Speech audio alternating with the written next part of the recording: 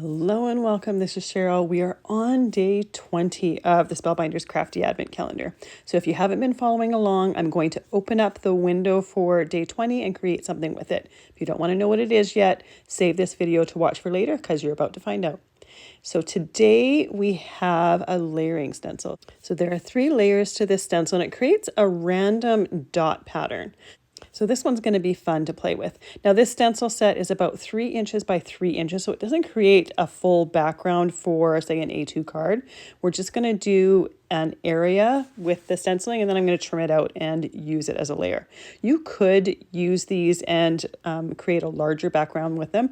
They have holes in each one of the corners. You can put a pencil mark in so that you can line them up easily, and if you wanted to, you could join or do several different layers and create a whole background if you wanted. I'm not going to. I'm just going to create one little background, do each one of those stencils once. I am going to use some painter's tape to tape around my stencil just so I don't get ink around it. I am using my jeans to put the tape on a couple times just to get the stick out of it, hoping that I won't rip the paper. Spoiler, I do rip the paper, so I ended up trimming this anyways. So the first color that I'm going to be using, and I'm doing distress inks for my ink blending for each one of the layers. I did Lost Shadow for some gray, and I'm not being careful. I'm not making sure to have an even layer. I'm making sure that it has some areas that are lighter, some areas that are darker. I thought that would look a little bit more interesting. I am using the little pencil marks to line my stencils up, although with this random pattern, to be honest, I don't think it's entirely like it's super important to make sure everything's lined up. I think you could line them up wherever you wanted them to go. That second color that I'm using is Scattered Straw. And then for my third layer, I'm going to use some Squeezed Lemonade. You can do obviously any color combination with this background. Polka dots can be any color. And I love the thought of doing different colors. I think this would be a fun one for, say, a birthday card. I think it would be fun to do a polka dot background for that. This kind of reminds me of those bouquet, I think that's how you say it, backgrounds. Now for this layer, I wanted to add a little bit of shimmer, so I'm using some Fossilized Amber Distress Spritz. Another option here would be to use, say, some glossy texture paste. I think that would be fun to add a different texture to it. I didn't really want to wait that long for some texture paste to dry, so I just opted for the Distress Spritz. I figured it was going to dry quicker than texture paste. So to go with my background here, I'm using the die set from day 6, this little bee die, and I just thought it would be really cute on that gray and yellow background, and that's why I chose those colors, because I knew I was going to use the bee with it, and I thought it would be fun to use them together. So I have all my pieces die cut. They're die cut out of several different Spellbinders cardstocks. I've got white and black, obviously, and then saffron is the yellow. So I put a little bit of, or a scrap of white behind those eyes, and then I'm using a dot of glue to put in the center of the eyes and using a jewel picker to pick up those tiny little pieces and put them in there. That's the easiest way to place them in there rather than having my fingers in the way. I'm using liquid glue to glue all my die cuts together. That way I have a little bit of time to shimmy things and move things in place. I just find liquid glue is so forgiving for that reason, as well as the fact that it goes a long way. Then finally, I can put my wings on here. I just die cut them out of cardstock. You could die cut them out of vellum too if you wanted them to be a little bit transparent, and that's one of the ways that I did it before. So you have some options when it comes to this. I think it would also be fun to use white glitter paper for them. I think that'd be cute too.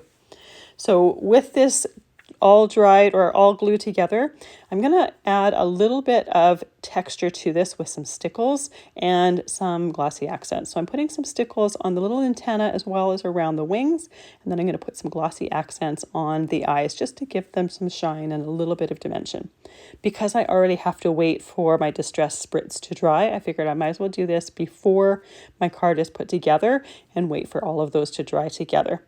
So with that ready, I set that aside and let that completely dry before moving on. So my background here is dry and ready to go.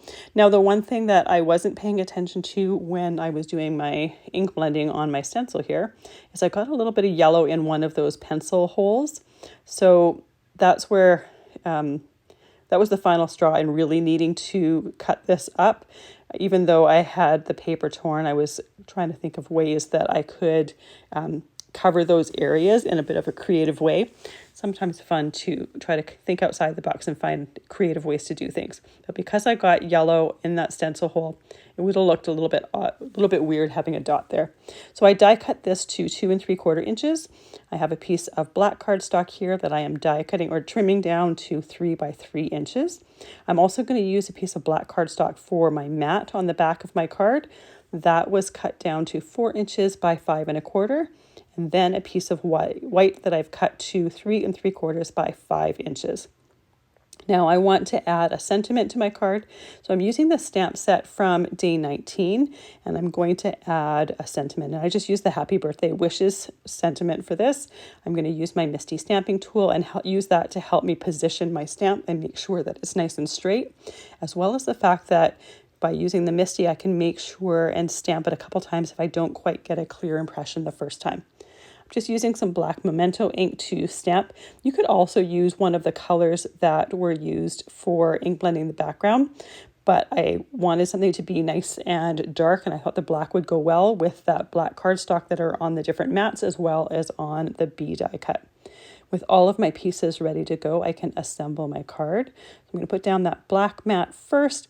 I like to put an acrylic block on my pieces while they're drying just to free up my hands and make sure that everything lays nice and flat while it's drying. Next, we can do the white piece that has the sentiment on there. And then I can glue down the black mat for my stenciled image. And I love the look of that black and white together, as well as once the card's done, it looks really great with the yellow from the bee as well. So there we have our stenciled background. I think it created a really cute background. So originally this bee die has a flower and a stem, and I wasn't going to put it on there, but as soon as I put the bee on top of there, it kind of just looked like it could use just a little pop of color, a little pop of a different color. So I die cut the stem out of a scrap of Peridot cardstock, and then I die cut the flower out of a scrap of Lilac blossom die cut or start cardstock. And that just gave it a little bit of a different, or just a pop of a different color in there and a little bit of a focal point. I added a dot of stickles in the center of that flower to tie in with the rest of the stickles and just to give that flower a center. And I think this is an adorable card, perfect for spring, perfect for really any occasion. And I love the look of that stenciled background behind that. And the shimmer that Distress Spritz gives just is one of those things that you don't necessarily see until you tilt it in a light, and it's an unexpected surprise. Thank you so much for joining me for day 20. I will see you tomorrow and we'll find out what's in day 21.